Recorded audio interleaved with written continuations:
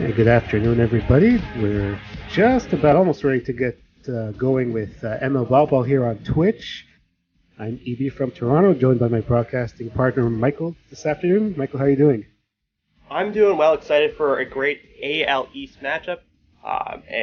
Exciting matchup. A lot of young players, a lot of talented players. So it's going to be a good game today.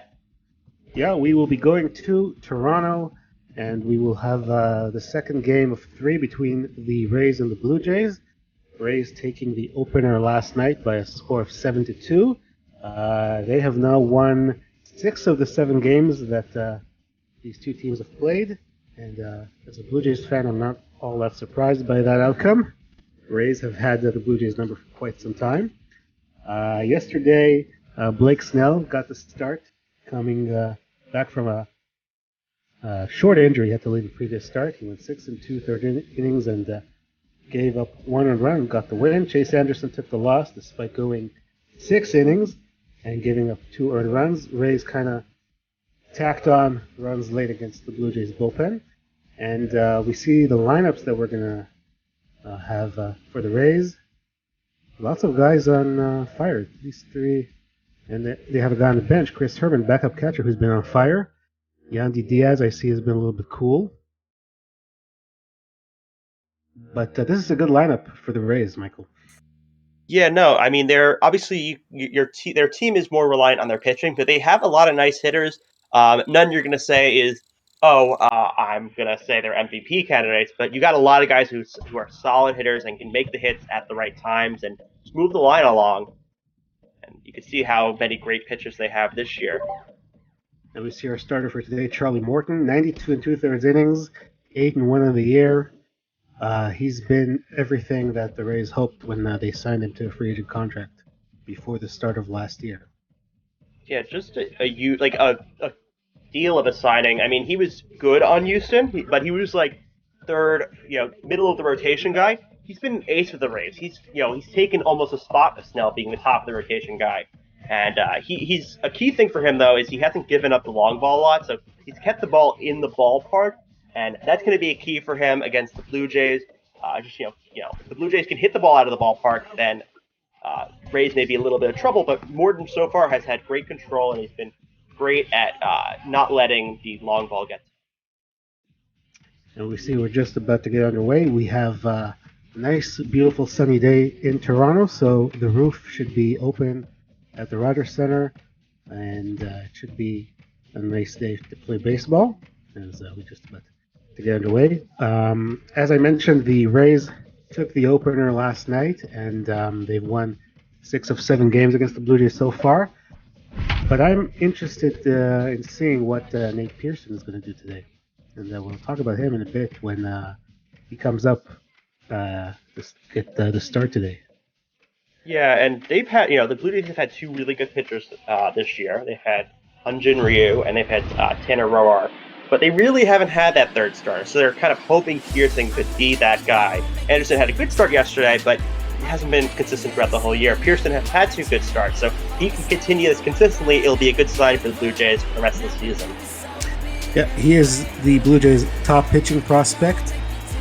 He came up earlier this year, made a handful of appearances out of the bullpen, but his true place is as a starter. We see his numbers here. This will be his 3rd start, a 2-0 record. One of those wins was as a reliever. The second one came as a starter in his first major league start. This will be his 3rd, as we mentioned. The first start that he had was against Texas. He went into the 8th inning before he gave up a hit and gave up no runs, got the win. Last time out, he pitched against Seattle, and he went 5 innings, gave up 1 earned run, and did not get a decision. As Willie Adames, the shortstop, takes a strike, and we are underway here in Toronto. And it's interesting that he's done better so far as the starter than as a reliever. Usually you expect a pitcher to go better as a reliever. You think of a lot of closers, they're former starters, but Pearson so far kind of being the opposite of that. 0-1 pitch. It swung on and missed 0-2. Well, I think that since he's been a starter his entire career, it might be easier for him. You do see sometimes when pitchers are first promoted, like it was the case with him, they do come out of the bullpen, as Adames swings and misses, and Pearson gets his first strikeout. Pearson very aggressive with the first batter, just speed, speed, speed. Let's see if that's his formula for the whole day, just blowing it by the hitters. And the second baseman, Brandon Lau, will come up for the Rays. 277 so far, 12 home runs. He takes a strike, 0-1. Lau's had a pretty solid season so far. I think he has been another, they got good value when they got Lau, the Rays. Pearson sets the 0-1 pitch. Just a bit outside. 1-1. You can see he can really get it up there. He's been clocked at 100 miles or more at times. 1-1 pitch to Lau. Inside, 2-1. Yeah, and even though he has been, it's hitting 100, he's probably not going to try and go up there just because of the fact that you do want to save your arm. You can't just throw 100 miles per hour every pitch. 2-1 pitch. In for a strike, 2-2. Here's 98. Lots of fastballs thrown so far. Steady diet. We'll see if he goes to the off-speed here to try to get Lau out. He does love his fastball, as we've seen so far. 2-2 pitch. Outside. Full count. Austin Meadows on deck. The Rays right fielder. As Pearson sets. Gets the sign from Jansen. Deals. And swung on and missed. Strike 3. There's a slider. And Pearson has 2 consecutive strikeouts. He went to the off-speed. Nice job to change the pace a little bit. I'm sure that Lau was expecting a fastball because it's just all the ones he was seeing, and it was a high pitch, and just a little bit of that break at the end fooled Lau, and a nice start for Pearson today. Yeah, back-to-back strikeouts, and Austin Meadows steps in. 227, 14 home runs. Takes one a bit low, 1-0.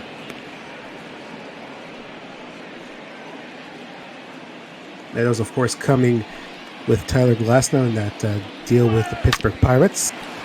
Swings and grounds it past Shaw into right field for a base hit, so 2-out single. Perfectly hit into the shift, right, where the first baseman couldn't get it, and right where the second baseman can't get it. It's like one place you could put that, and that's where Meadows put it for that, and nice 2-out hitting for him, beating the shift. It's hard to get past those shifts when everyone's on the right side, but he did a nice job there. Hunter Renfroe came over from the San Diego Padres in the offseason. He's got a 9-game hitting streak going. 228, 12 home runs, 34 RBI so far. And he's playing left field for the Rays.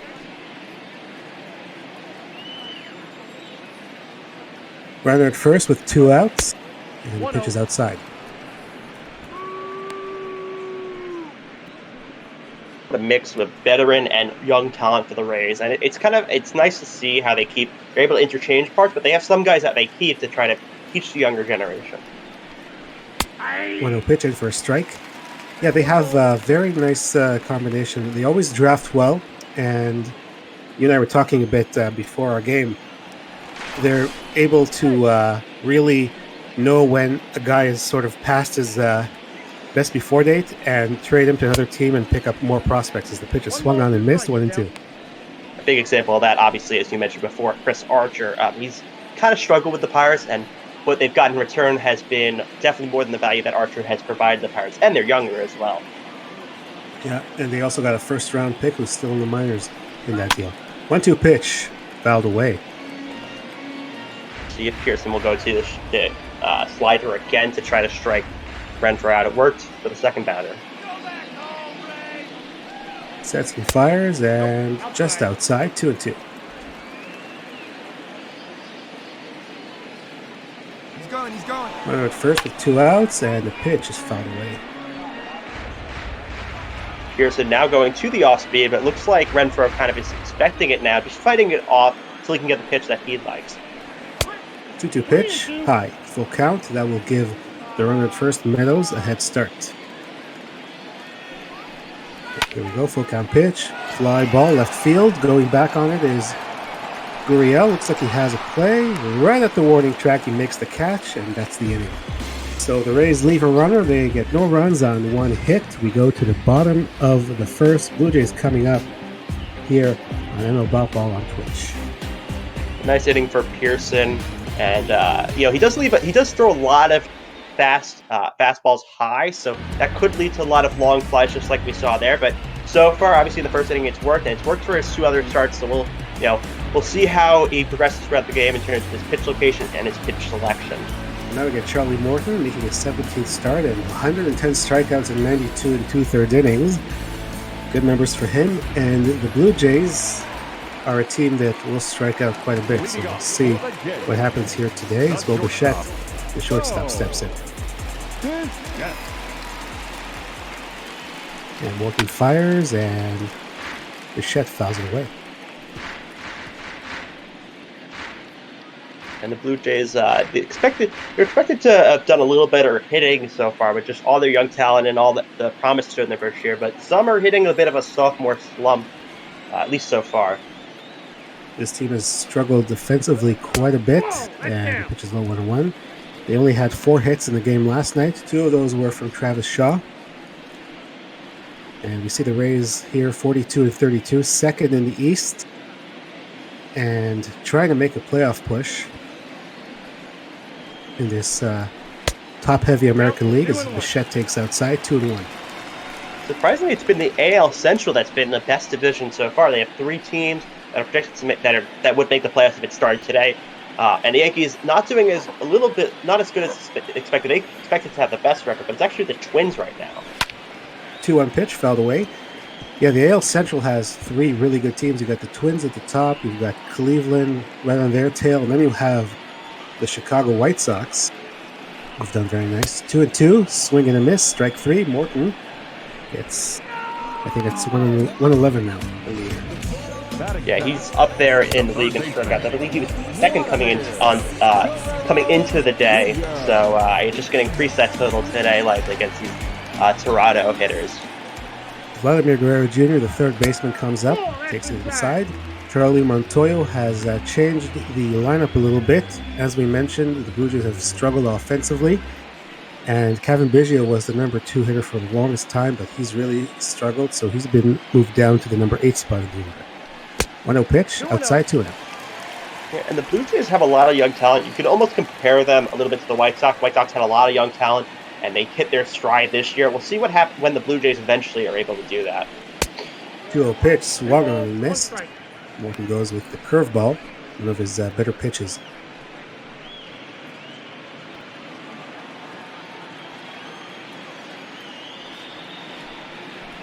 Two-one, fly ball left field, pretty well hit, and it's going to drop for a base hit. So Vladimir Guerrero Jr. gets a 1-out single. Nice hitting by Guerrero, just kind of dunking it in. He didn't try to go for too much power, and outfield was playing far enough back where it did drop in. Here's Travis Shaw, we've been talking about. You can see those numbers over the last 5 games, 10 for 20, 500 clip. And he had a really good series in Detroit. First 2 games of that series we had here on ML BotBall. Had a home run in the game on Saturday. Inside ball 1. Blue Jays had won 3 in a row. They swept the Tigers over the weekend at Comerica, and then lost the game last night. But Shaw's been heating up lately, and that's why he's moved up to number 3 as he swings and fouls that one away. And Shaw also part of an absolute steal of a trade, going from Boston to Milwaukee for Tyler Thornburg, who really hasn't pitched yet. And Shaw had a really good first year with the Brewers, and now obviously he's on the Blue Jays. 1-1 outside, 2-1. Shaw struggled last year with Milwaukee. Tried to change his swing, it didn't go so well, and he was stuck in a season-long slump. Brewers let him go after the season. The Blue Jays picked him up as he hits that one to left field, and that will be caught right there by Hunter Renfroe. That's the second out. Yeah, and that was a big reason the Brewers did acquire Moustakas last year, because Shaw wasn't doing that great hitting, and they had kind of a weird infield. A lot of guys playing not their normal position, but now Shaw's hoping to kind of have a bounce back there with the Blue Jays. And with Travis Shaw, you should expect to see him at second base when the Blue Jays go into Pittsburgh on the weekend. It's one of his secondary positions, but his bat will need to stay in the lineup. So he should be at second in the interleague games as Teoscar Hernandez, playing right field, takes a strike.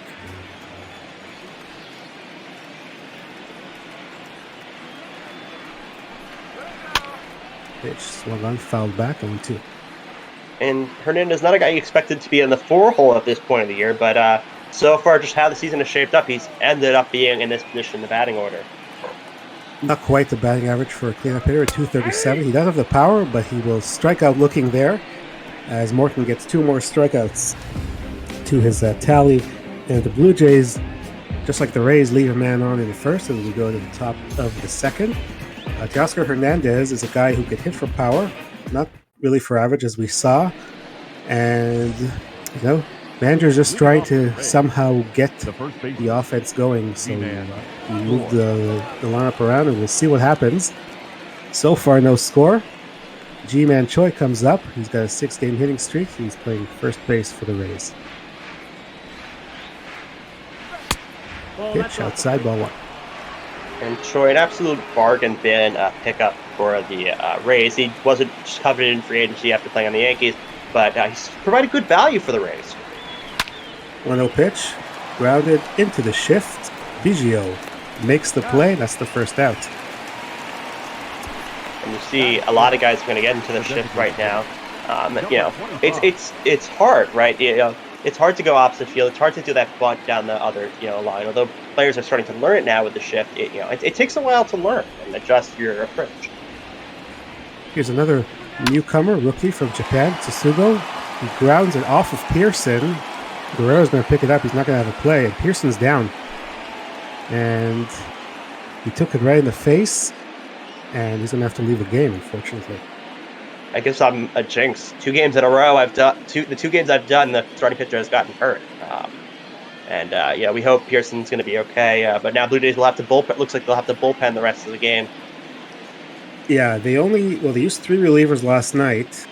2 of them got hit around a little bit, so we'll see what Charlie Montoyo does. He does have a couple of guys who have been starters in the past and probably go along. He's going to go with Ryan Baraki. He's one of those former starters who's now a long reliever, and he's going to have to keep up some innings today. And now at this point, you just want to try to get length, and you have to hope he keeps close and the Blue Jays hitters come alive this game again. But it's going to be a tough task, in losing your starting pitcher and facing someone as good as Morton. So the Rays had their their lineup against right-handed pitchers. Now they have a lefty, so we'll see what that does for them. Yandy Diaz, the third baseman, takes the ball low. So Pearson went inning in the third, and he gave up 2 hits. Runner at first is still his responsibility. Pitch is low, 2-0, and we hope that it's nothing too serious that will keep him from starting his next game. 2-0 pitch to Diaz. Outside, 3-0. Baraki not looking sharp off the bat. You wonder if Montoya put in Baraki because of the fact that he's lefty, and the Blue Jays put in a lineup for righties, and the Rays put in a lineup for righties, and they're expecting a righty, but now they get a lefty. 3-0, outside, ball 4. It really is, I think, mostly with Tsugo. Doesn't start against left-handed pitchers. It's usually Jose Martinez. It's probably the biggest change. As Kevin Kiermaier, the center fielder, steps up. Kiermaier, a very good defensive center fielder. Not really hitting for average this year. He's got a couple of runners on for. And he takes a strike. Since obviously they got rid of Longoria, he's been that big veteran for them, at least in the position players. The guy that kind of can give experience of his past with the Rays. 0-1 pitch outside, 1-1. Yeah, Kiermaier has been with the Rays, I think, since 2013, so he would be the longest tenured Ray at this point. 1-1 pitch to him, in for a strike, 1-2. Yeah, a lot of want on the market for guys, defensive center fielder. Can't really hit that great, Kiermaier. 1-2 inside. He's the kind of guy that will probably not give you a lot with the bat, but I'd keep him in the lineup every day just for that amazing defense in center field. 2-2 pitch, swing and a miss, strike 3. Yeah, and just speaking of Kiermaier and his defensive, I mean, the AL East has a lot of great defensive center fielders. The Orioles used to have Adam Jones. The Yankees have Aaron Hicks. The Red Sox have J.B.J. The Blue Jays used to have Kevin Pillar, but now it's Grichuk and a couple other guys playing center. Pilar now in Boston as well, will mostly play in the corners. As Mike Zunino, the catcher, number 9 hitter, takes a strike from Baraki. Griffith, I think, can give you some good defense in center field. You hope he makes all the routine plays. He's not Kevin Pilar. He's pretty good out there, though, I would say. 0-1 pitch. Foul off. And you saw Zunino, he was 8th in All-Star voting among catchers. Kind of shows there's a drop-off among catchers after the first two. I mean, he doesn't have great numbers on the year, but he's still up there in the voting. 0-2. Swing and a miss, strike 3. Baraki walks his first man, but strikes out the next 2. And keeps the Rays off the board. A hit and a walk, 2 men left, and a big injury for the Blue Jays, but we still have no score. We'll go to the bottom of the second. You're watching ML BotBall on twitch.tv. EB and Michael, but you don't want to be called Mike, right? But I'm going to call you Mike. I don't mind if you called either, honestly. Just because I got called Michael in the first game, I was like, oh. Yeah. You have Mike A, so I thought of him, and you guys did the game together, right? But yeah, EB and Michael doing this game for you. The Rays and the Blue Jays. No score bottom of the second is Rowdy Tellez. The DH steps in, fouls it away. And a nice inning, a nice job last inning for Baraki, kind of recovering from, it looked like he had control issues at first, but he was able to recover and get out of that inning. So now he's a little bit more comfortable. Swing and a miss, strike 2. Yeah, I don't know how much time he exactly had to warm up. Obviously, with an injury, you do get as much time as you want, but it's still kind of strange, right? You have to go out to the mound, you're warming up in front of everyone. So it might take him a bit longer to get into his rhythm, but he did a nice job there. 0-2 pitch, fouled away. And you probably get a little less time stretching as well. I mean, pitchers usually will go up and stretch and kind of just loosen their arms before throwing bullpens. I don't know how much he was able to do that before going out there, because I don't know. It's kind of weird trying to do that on the mound. Obviously, no one expects to get into the game in the second inning. As Tellez takes strike 3, he's not too happy. I don't know if he's unhappy with himself or the umpire, but Morton gets his third strike. And that was it. It was a little bit, it was top of zone, so I get why Tellez is a little bit mad, but it's a nice movement on that pitch, and it kind of just clipped the zone. Gorgeous Goriel Jr. playing left field, steps in, fouls it away. Goriel was in the number 2 spot in the lineup for a while, but once again, Charlie Montoyo deciding to mix things up a little bit, try to find the right order, and try to get these guys' bats going again. 1 pitch, swing and a miss. Guriel, another one of the young guys in the Blue Jays, one of the guys they expect to be the leaders of this team in the future and one of the better hitters on this team. 0-2, fly ball to center field. Kiermaier has a beat on it, and that's the second out. Rule number 1 when you're playing the Rays, do not hit it to Kiermaier. And then if you hit it deep to Kiermaier, he'll pretend it's going to be a home run, then he's going to have to try to jump and rob it, and then he'll just catch it, which is kind of a troll move, but it's entertaining, and it's kind of one of his signature things. Yes, fans of teams in the AL East, we've seen him do that for a long, long time. As here's his counterpart in center field today, Randall Grichuk, stepping in. Grichuk 233 on the year. The number 7 spot, takes slow ball 1. He's had a bit of success against Morton, as we see there, 4 for 11. Morton fires, the 1-0 is high, 2-0. And you look at this Blue Jays roster, they're just such a different team from a few years ago when, last time they had made the playoffs, or even just like, since the Jose Bautista, Edwin Encarnacion era. It's just so different. 2-0 pitch on the ground and through for a base hit. Grichuk had a 2-out single. Kiermaier gets it in quickly. And really the longest tenured Blue Jay, since we're talking about it, is Teoscar Hernandez, who was acquired from Houston at the trade deadline in 2017. Anthony Alford is in Buffalo. He came up a little bit before Hernandez, but active players on the roster right now, Hernandez is the youngest tenured Blue Jay. And you got a new manager as well this year, because Gibbons did decide he didn't want to kind of be part of this rebuilding. So, just a lot of new faces. Charlie Montoyo in his second year here now, as Biggio takes a strike. And Biggio is the guy we were talking about, who has really struggled all year. 196, and a lot of strikeouts, including 3 more yesterday in the ball game against Blake Snell and the Rays. Outside, 1-1. Yeah, I mean, he's below the Mendoza line. It's not what you wanted from him year two. You just got to hope he has to get it together, or else you're going to may have to send him down back to the minor leagues to kind of get his swing back. Last year he didn't hit for average, but he did walk a lot as he takes a strike in 22. He's known as a patient hitter. He's known as a guy who will take his walks. But this year he hasn't done that too well either. And as I mentioned, a lot of strikeouts. And he's possibly positioned to do that again here. 1-2 pitch, fouled away. Yeah, and at least bearing in kind of the later part of the lineup, he's not going to ruin. He's not going to possibly ruin rallies. It's less likely. So you have one guy, but you're not going to have. He's out in the middle of the lineup. 1-2 pitch, fly ball to right center field. Going back is Kiermaier. He's on the track, and he will make the catch. Biggio put a good swing on it, but it stays in the park. So we go to the third inning. We still have no score. Rays and Blue Jays. And even if Biggio didn't get obviously hit off that, I think it's a good sign for him. Kind of like he could do this for a confidence booster. He hit the ball pretty far against one of the best pitchers in the American League and almost got a double.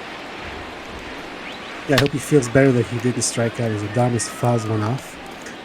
I think if you make contact when you've been struggling, even if it goes into a fielder's glove, you at least feel better that you got a good spin on the ball. Yeah, so I mean, to make contact, like some hitters could have a strategy just bunting it, just feel the ball on the bat. Adames fouls one away, 1-2. Speaking of bunts, last year against the Rays, Biggio tried to bunt for a hit, and he ended up with a double, which was a very interesting hit for him, as Adames takes it inside 2-2. He tried to go against the shift. He bunted it got all the way down to the outfield, and he ended up at second. See, that's like the strategy. It's almost like a very aggressive push bunt to the left side, right? Because there's no fielders there. You could do it, especially if you have some speed. You don't see it often, but I don't mind seeing guys trying to beat the shift. If they're going to shift on you, and you don't want them to do it, just hit them where they end, as they used to say. As the full count pitch to Adames is ball 4. So it's a leadoff walk for Borucki. If you're just joining us, Will Pearson had to leave the game in the second inning after taking a line drive off the bat of Yoshi Tsutsuga. So Ron Borucki took over. And Brandon Lau will come on with a runner at first and nobody out here in the third. Yeah, and you never want to lead off walk as a pitcher. It never ends good usually. Pitches outside to Brandon Lau. That's the second walk that Borucki has issued since coming in. And Saray 33, who is a White Sox fan, he notes in the chat that Borucki calls him Burley Jr., and the reason he's known as Burley Jr. is because he was a fan of Mark Burley growing up with the White Sox. He wears his number 56. And they sort of have a similar pitching style as the pitchers outside 3-0. Interesting. Obviously, a lot of players will do that. I remember Robinson Cano. He was named after Jackie Robinson. He had number 24 because 42 was retired, but it was still the reverse of Jackie's number. Borucki tries to find the strike zone, and he does. Might have been a generous call from the umpire, but it's a 3-1 count on Lau. A lot of times that happens on 3-0 counts. Kind of just give them the strike because they're struggling. 3-0 pitch, and that's going to miss. So Borucki, his first full inning of work, issues back-to-back walks. First and second, nobody out. Not a good recipe for the 3, 4, 5 innings coming up. It spells danger. He's going to have to work some magic to get out of this inning unscathed. It's Austin Meadows, who had a singles first time up, rings and grounds it to Shaw. He goes to second for one, back to first, and not in time. Those choice. Yeah, those ground balls to first for double plays are kind of hard to execute, but still nice job getting out, and now you still have a double play set up. So I just want to try to get a ground ball here from Meadows. Renfroe, not the easiest thing, but that's the goal. Meadows coming down the line pretty fast, so it would be very hard to turn it. As Renfroe took a strike from Borucki. So you talk about Borucki being like Burley. Doesn't throw very hard. He may not get a lot of strikeouts. He's going to rely on his defense. So everyone has to be on their toes, make the plays. 1-1 pitch. In for a strike, 1-2. You see the now- changeup, just 82. And now Barucki ahead in the count, so he could kind of waste one, try to get run in throw to either strike out or ground one towards the shortstop or second baseman.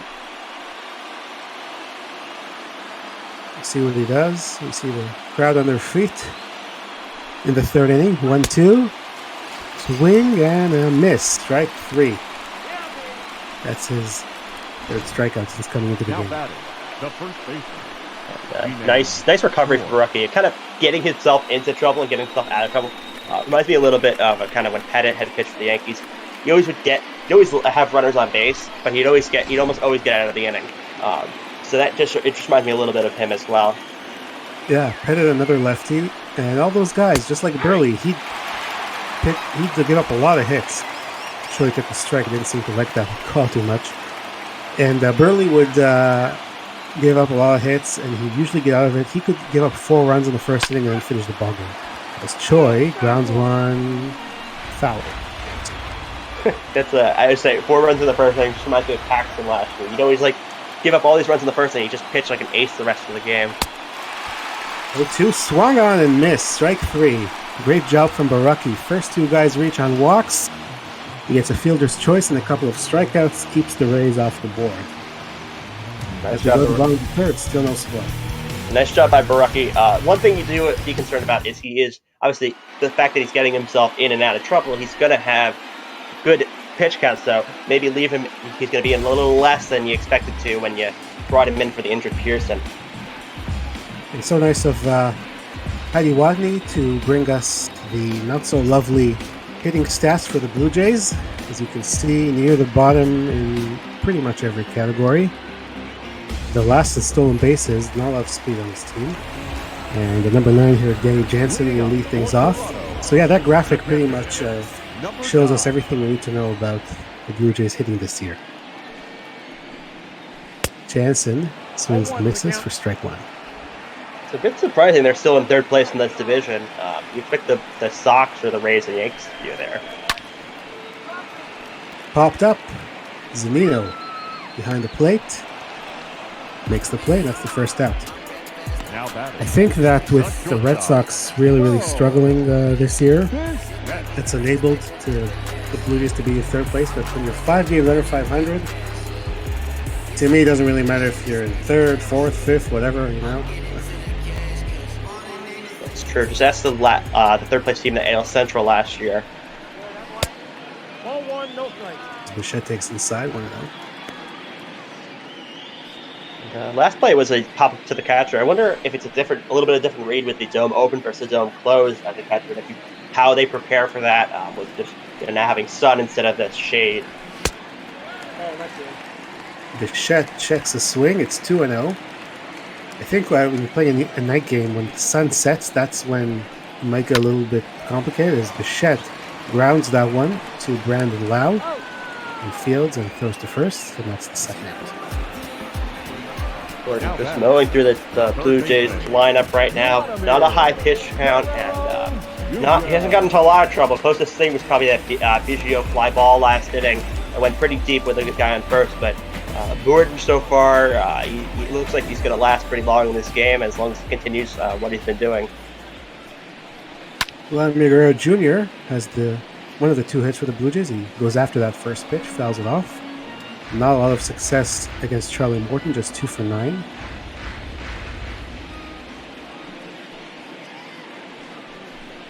As Morton fires a strike, and it's 0-2. Most hitters don't have a lot of great success, especially the new ones. When Morton's he's been lights out this year and last year. So, Guerrero's kind of stats against him a little bit expected. 0-2, inside 1-2. Morton, of course, last year starting the American League wildcard game for the Rays against the Oakland Athletics. He was very good in that game as the Rays defeated the A's. 1-2 to Guerrero. 1 gone and fouled away. Stays alive. And the Rays surprisingly took the Astros to 5 games. No one really expected that. They got pretty close to actually pulling the upset. 1-2, low 2-2.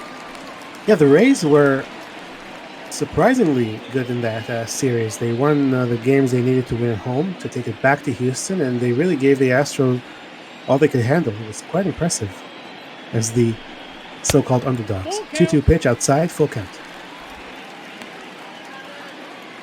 Lad working the count a little bit, so nice show of patience from a younger player, where a lot of times they will be a little bit uber aggressive when they're kind of new to the league.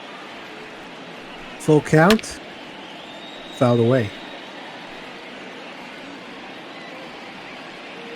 Morgan just keep peppering the ball in there. He knows he has the stuff to strike Guerrero out, so he's not going to be backing away from this.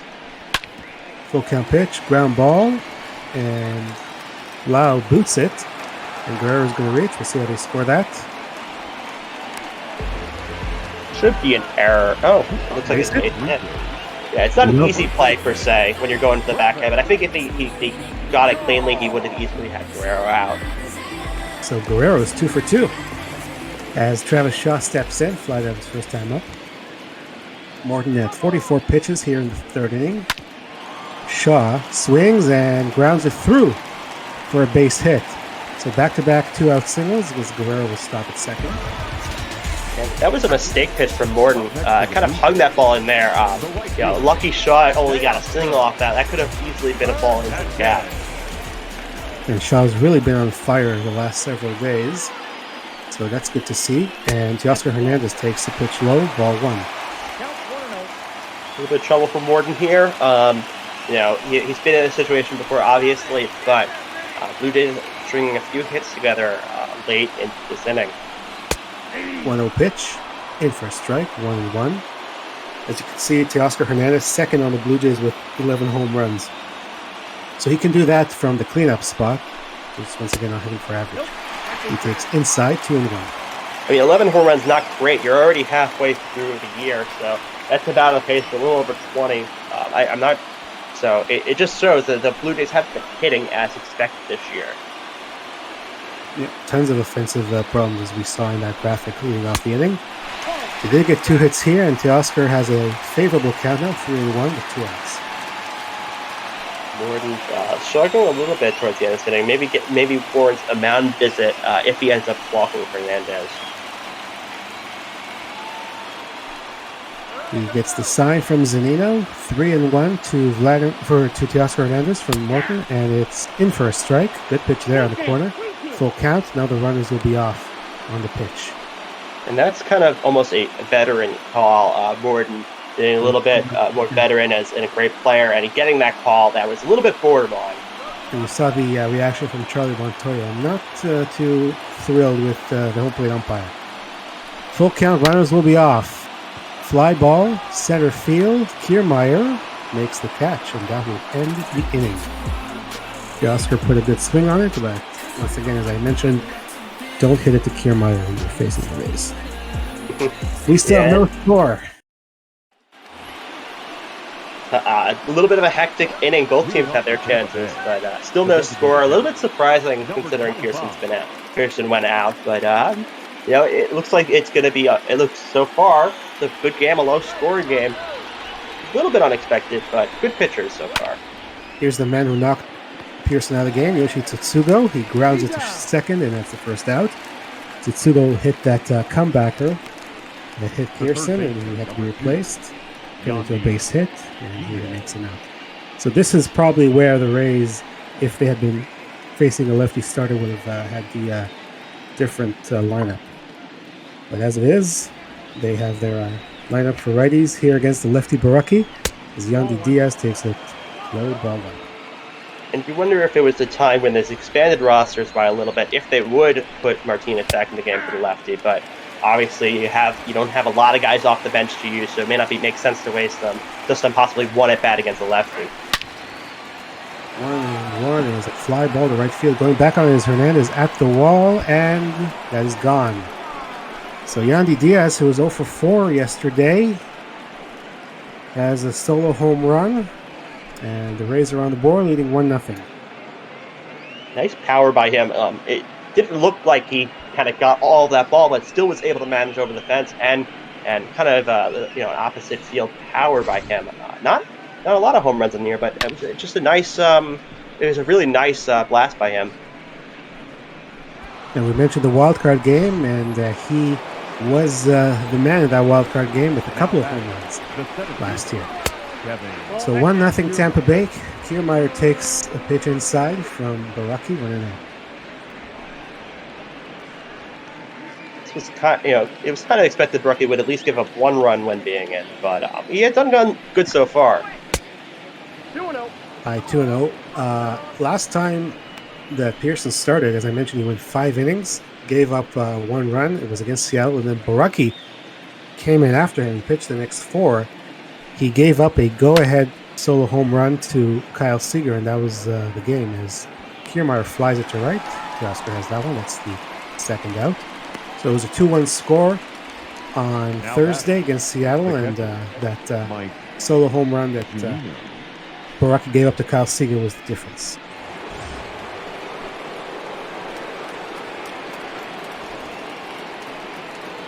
There's a discussion in the chat about the Blue Jays offense as the pitch is fouled off by Zunino. Special effects. F. Corpo wanted to know why Teoscar's batting cleanup, and J-Man explained it to him as it's fouled away. 0-2. Vlad's hitting second because Biggio is below 200. Gurriel is hitting worse, and so on and so forth. If you've watched Blue Jays baseball, you would not be surprised, as the pitch is low, 1-2. A couple of guys warming up in the bullpen. Trent Thornton, Anthony Kay, who pitched last night and had a bit of a rough time against the Rays. 1-2, fouled away. And not too surprising they're warming up the bullpen. When he's facing the top of the lineup next inning, I don't know if they're going to want him to go against them again. This may be his last batter. Yep, that ball went out. 1-2 outside, 2-2. J-Man basically summed it up well. It's not been a good year for the Jays offense.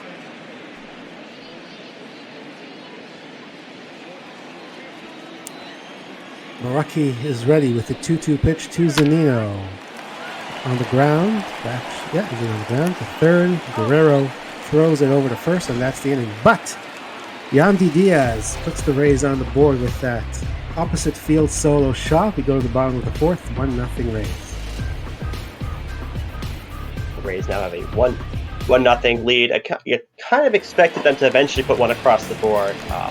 Didn't really expect it to be Diaz-Oppo home run, but a run's a run. As Morton will face 5, 6, and 7.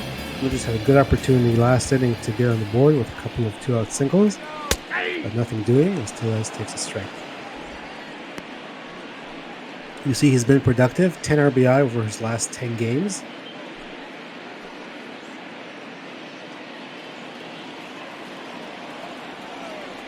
As Morton is ready, and he delivers. At the ball. Pitch is high, 1 ball and 1 strike. While we're watching this at bat, we should just point out that we're doing all this for charity, and we would love for you to donate to the Black Play-by-Play Grant, an initiative of our colleague here at ML BotBall, Adam Giardino. 2-1 fouled away. So if you click on the donate button below the stream, anything you can help out with would be very much appreciated. 2-2 pitch, high 3-2. And just to mention, talking about earlier, Tellez at 10 RBIs, kind of impressive. I mean, he is in the middle of the lineup, but Blue Jays haven't been hitting much, so the fact that when he had those opportunities, he was able to drive them in is impressive. Turns on that pitch, but couldn't keep it fair, so the count remains full. Full count on the ground, right to Diaz. Makes a nice strong throw, and that's the first out. Able to beat the shift on that one. Kind of a later swing, trying to be defensive, but did end up going to the third baseman and playing the shortstop position. So we see the wins leader, or the league leader in wins. Mike Fiers at the top of 10, Gonzalez of the White Sox 9, and a whole bunch of starters with 8, including Charlie Morton and Junior Ryu of the Blue Jays, who will pitch on Friday against the Pirates. very surprising there. Maybe just because he got something off his chest this offseason that maybe he's pitching better. I don't know, but very impressive season for him. 1-0 pitch. In for a strike to Gurriel. You're talking about Gio, right? Pitching well. Oh, no. Oh, sorry. I meant Fires. Fires. Okay, Fires. Okay. Yeah, he got the Astro stuff off his chest this offseason. Yeah, so he leads the AL. Yeah, I mean, he's been a good pitcher at times. As strike 3 call to Gurriel. Maybe that does help him, that he did get all the Astro stuff off his chest. But he does have 2 no-hitters to his name, so it's not like he's never had success. As Grichuk fouls one away. And since I mentioned Gio Gonzalez, he's also pitched very well this year for the White Sox. A nice free agent pickup coming back to the White Sox. He was drafted by them. Swing and a miss, 0-2. Yeah, and he showed that potential last year. He had some really good outings, but definitely exceeding expectations for the White Sox this year. 0-2 pitch. Swing and a miss, strike 3. So the Blue Jays go down 1-2-3. A couple more strikeouts for Charlie Morton. He's doing his thing. As you can see, one of those strikeouts right there. Grichuk chasing. And we go to the 5th. It's still 1-0 Rays.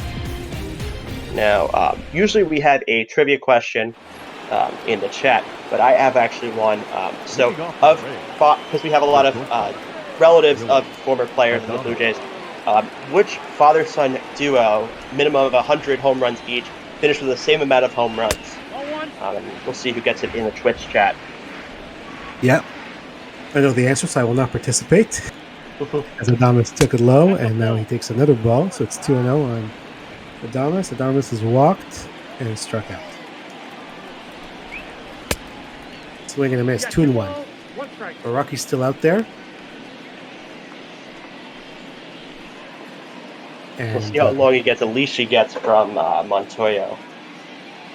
F. Corporal says he knows the answer as well, so he'll let someone else. 2-1 in for a strike, 2-2. F. Corporal is someone who should know the answer because of the teams he cheers for. That might be a bit of a hint. We'll see if anyone gets it. 2-2 to Adames. Swing and a miss. So Baraki gets another strikeout as he's now throwing 50 pitches, where Adames goes down swinging. He fooled him there. Adames just way out in front of that ball, and I'm not expecting that ball to dip like that. Brandon Lau 0 for 1. He too has struck out and walked. Lays off that one. 1-1.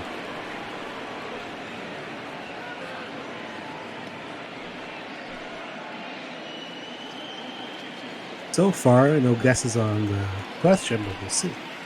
1-0, 2-0. So there's a lot of great father-son duos we've seen play, obviously. Nope, outside. Pitch is outside, 3-0. You mentioned the father-son duos on the Blue Jays. You obviously know about Biggio and Shet and Guerrero, but Travis Shaw, his father, was an all-star pitcher. Which is in for a strike, 3-1. And you also got that crazy stat, not on the Blue Jays, obviously, but the Bellingers. Last year broke it, but every year they had made the World Series before last year until the Dodgers obviously lost the Nationals. But Clay and Cody had made the World Series every year they had played. Which isn't a huge sample size, but it was very interesting. 3-1 to Lau is in for a base hit, so or a 1-out single. Now batting, right fielder, Austin Meadows. And you have to wonder also, will any of the Blue Jays guys be so good that they end up breaking the mark of the most home runs in the father-son duo set by the Bonds? Barry with over 100 and Bobby with 300 something, so there's over 1,000. It's a hard mark to beat, but a lot of these guys have really good fathers that did play. Meadows took a strike. I, for one, would not mind seeing that. As a Blue Jays fan, as you can tell from my name, I'm in Toronto, so big Blue Jays fan. 0-1 pitch to Meadows. Swing and a miss. Runner goes, and the throw from Jansen is right on the money. That should be a caught stealing, and they might have been trying a hit and run. However, Lau is gunned down. Yeah, a little bit surprising. He didn't have a great lead off that. He's not a very fast player, not known for swiping a lot of bags, but maybe he's just trying to test Jansen's arm. 0-2 pitch to Meadows is hit in the air, and Hernandez can't make a play on it. Meadows is headed for second. Here's the throw. It's not going to be in time. So that caught stealing ends up being huge as Meadows picks up his 13th double, third on the team. And you wonder if they would have. They may have not been a diving play for that ball. He may have just let it go because of the fact that if he does do that, the run probably scores. But obviously, yeah, could be a lost opportunity for the Rays. 1-0. Pitch is low to Renfroe. I have to think they were trying a hit and run on that pitch where Lau got caught stealing because Meadows had swung right through the pitch. Then they caught the runner, and then he had the double in the next one. 1-0 outside too. So he got his hit, just a pitch too late. Yeah, it is also harder doing that when you have a lefty pitcher because they have an easier read seeing what's happening. So they may, see the guy at first leaning and just throw at the high pitch to nag the guy. Runner at second with 2 outs. The 2-0 pitch, low, 3-0. If you couple walk, of lefties on deck, so we'll see what happens. Yeah, if Renfroe gets walked here, especially if it's on 4 pitchers, I think this is probably Baraki's last batter of the game. Nothing more you could expect from him. I mean, a few innings, 1 run kept the damage limited, and moved the game along. 3-0 in for a strike. I think all things considered, he's done a very nice job since, again, no way he expected to come into the game in the second inning. 3-1 pitch to Renfroe. Swung on and missed. Full count. And if Pearson's out for an extended period of time, you could see possibly Baraki going into the rotation. He did pitch 4 innings the other day, as you said, and he's obviously will be on schedule for the next start. Swing and a miss. Great pitch from Baraki. He gets out of that jam and gets another strikeout, keeping the Rays with just that 1-0 lead as we go to the bottom of the 5th. I should point out that Baraki was a starter earlier this season and did not have a lot of success, which is what led to Pearson being in the rotation and Baraki going to the bullpen. But depending on the severity of the injury, they may have to put Baraki back in the rotation. I don't know that until after the game. Meanwhile, as we head to the bottom of the 5th, it's still 1-0 Tampa Bay, thanks to that solo home run by Yandy Diaz. Kevin Biggio will step to the plate. He's 0 for 1. The flyout. You see the average 185, the on base 268. So a very tough season for him so far. It could almost only go up from here because even if you go 1 for 4 in a game, your average is going way up. So even 1 for 5, it's going up. So it's not, it's only up from here. And as Morton goes outside, 1 for 8 is Biggio against Charlie Morton in his career. 1-0. Fly ball down the left field line. It's going to drift foul. So it's 1-1 on Biggio. It's some nice hacks by Biggio off Morton so far. 1-1. Beautiful curveball. Finds a strike zone, 1-2. And the pitch inside, 2-2. Yeah, and that curveball, it looks like Biggio was not expecting it because that was right down the middle. Probably expecting fastball there, which is why he kind of just let it go down the middle. It's got a 2-2 count, and Morton sets and fires and fouled away. I think he was expecting that curveball more down the middle. Similar pitch to that second strike. I think he would want that one back for sure. 2-2 pitch, fouled away. Yeah, definitely. It seems like he's early, at least the last 2 months, he's been early on the breaking pitch, a little late on the fastball, so probably somewhere in the middle of the swing just to fight him off. Another foul, so he's staying alive here. See if Morton tries to waste one just to get Biggio, chase. 2-2 on the ground, and right back to Morton. He fires to first, and Kujio is out. So he's made contact a couple of times. One that was caught in the outfield, and one soft contact. You see it there, the replay. Charlie Morton, nice job getting off the mound, making the play. Pitcher's reaction time is so huge because that's the difference between a hit and a out, basically, because that's a hard play for an infielder to get, charging in, and you don't have a super. The runner isn't that slow that you can just kind of be patient with it. Danny Jansen took it inside for a ball. Jansen's 0 for 1, popped up to the catcher Zunino, his first time up. He's another guy who has really struggled as he fouls that one away, and the count goes to 1-1. And more contact being made off Morton as we get a little bit further into the game. Swing and a miss, 1-2. No contact on that curveball. Good one from Morton. As he sets and fires. Fly ball left field. Pretty well hit. Going back at the wall, and it is off the top of the wall. Jansen's going to stop at second, and he's got himself a one-out double. And then another mistake pitch by Morton. We've seen that before. That single, the other inning, and a few pitches to Biggio, and just that's an easy ball to hit, and lucky that it didn't go out of the ballpark for Morton. Yeah, it was hard to see. I thought it might go out. It took a hit right off the top of the wall, and at one point I thought that Renfroe had a play there, but he did not, so it's a one-out double. See the mascot Ace trying to get everyone fired up here in Toronto. 1-0 Rays, but the tying runs in scoring position with one out, and the top of the order coming up. Bichette 0 for 2. Takes a strike. 0-1 for the count.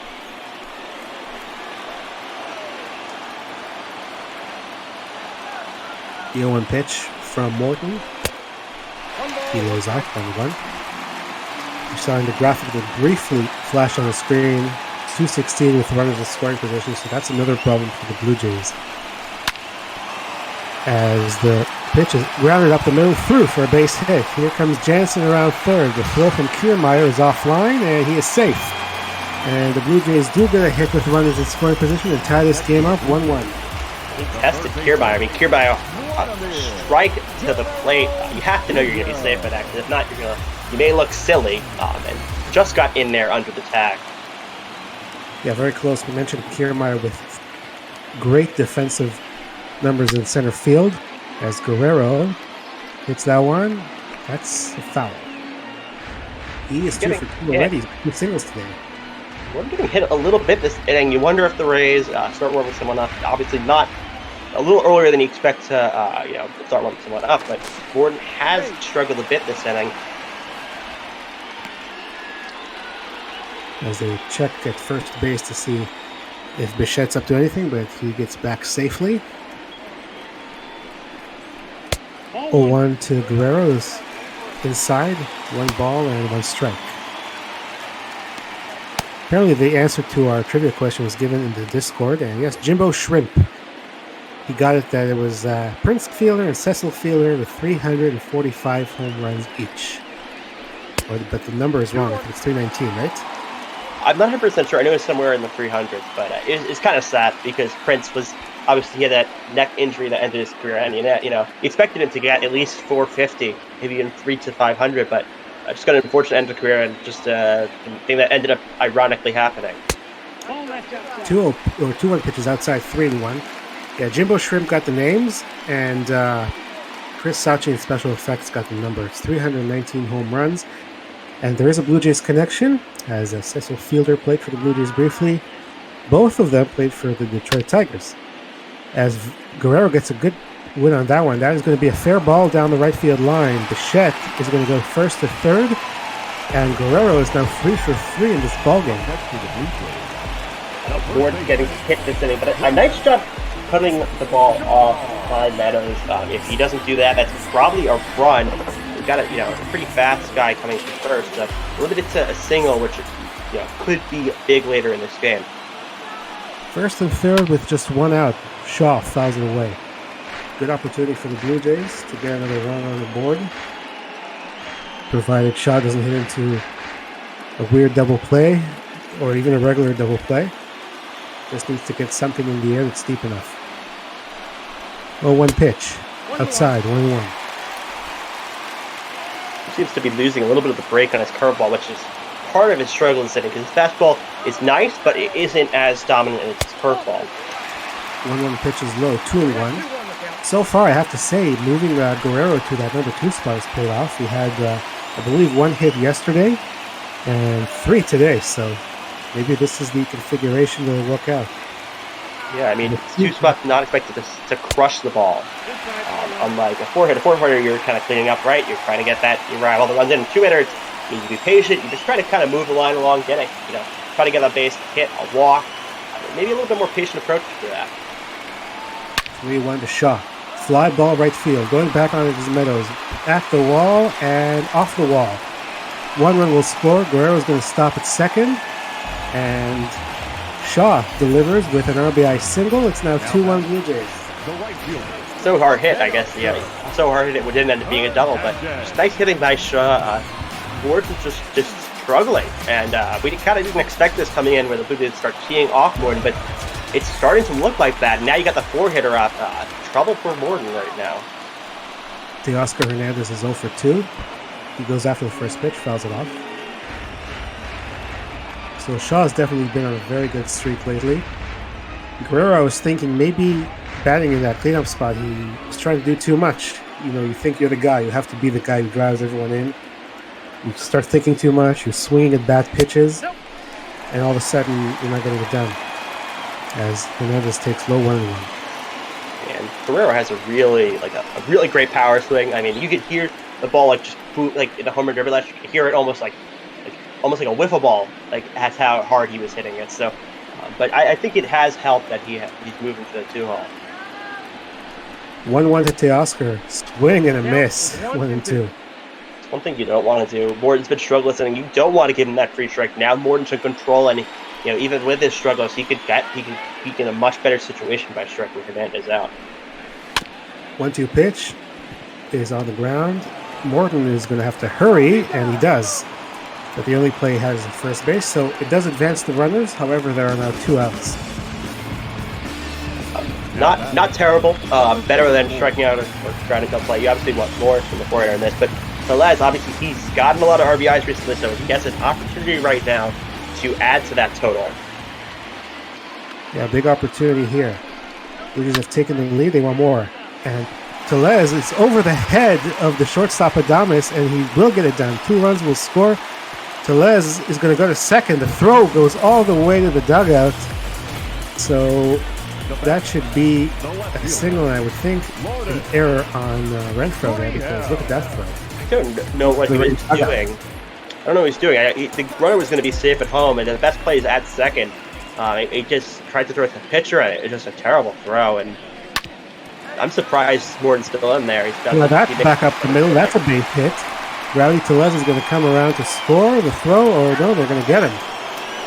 So Kiermaier gets his man there, but the Blue Jays get 4 runs here, and they take the lead. And there is an error on the board, so as I suspected, it was a single and an E7 on Hunter Renfroe on that play with Tellez. So the Blue Jays have the lead here in the top of the 6th inning. As Heidi Watney is going to remind us once again to please donate to the Black Play-by-Play grant, which is what we're doing all this for here on ML BotBall. If you can spare anything, please do so. Click the donate link below the stream. The Rays go from here on out. You've got to think it's Morton's last inning, but he can go at least an inning longer in terms of pitch count, but just didn't look like himself last inning. He was up in the 90s, I think, mid-90s, so we'll see what Kevin Cash does. Meanwhile, Ryan Baraki, who gave up the home run and has been in and out of trouble, deals ball 1 outside to G-Man Choi, as we see some action in the bullpen for the Blue Jays here. And because you got a decent lead, you don't even have to put out, you thought it when Pearson got hurt that you'd have to use a lot of your good relievers, but now you may not have to. You could probably go one or two other guys if the lead stays the same. But you don't want to, obviously with the 3-batter rule, you don't want to risk them tying it up in 3 batters. As Choi took a ball, took a strike, and then swung at 1, so it's 1-2.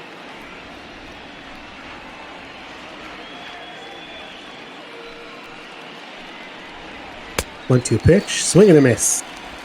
Another strikeout for Baraki. Seems like each inning he's starting off the batter a little better. Obviously, first time it was, first 2 times was walked, and then it got an out, and now it's 2 strikeouts, and just almost getting more impressive. He's getting better at starting the inning each inning he's been out there. But nice job by Baraki coming in a kind of emergency spot. Tsugo takes outside 1-2. He had a single that was a single off Pearson that knocked him out of his game, and then grounded out his second time up. As we mentioned, he does not usually start against lefties, and that's probably why. Grounds it to short. Bichette makes the play, and there are quickly 2 outs here in the 6th. The third baseman, number 2. Yeah, and it's almost surprising that the Rays do have Yoshitomo, because of the fact that they usually aren't the hot spot for international players at all. You think of the big market teams, and you think of the high spending teams like the Yankees, Sox, Dodgers, teams like that. Count 1-0. Yandy Diaz, the offense for the Rays today, had that home run, takes ball 1. I was surprised, honestly, that the Rays, they went for Tsutsugo, and also with Morton, they gave him a nice free agent contract. Not usually something that they do, but I think they realized that they have a good window to contend, and they had a lot of young players, and they said, maybe we have good pitchers, but we want that veteran guy in the rotation. So Morton was a good pickup for them, and Tsutsugo, if he can hit the way he did in Japan, would be a really nice addition to this offense. And they obviously got a great coach as well with Cash. I think he won manager of the year last year. He almost won manager of the year last year, so he's been a great guy for them, especially when you used to have Joe Madden, and who was also great. So it's a nice revelation that they have. Did you see a great production? You mentioned Cash, and they showed him in the dugout. As Yandy Diaz is going to get another base hit. It's a 2-out single. Baraki, see if they keep him in here.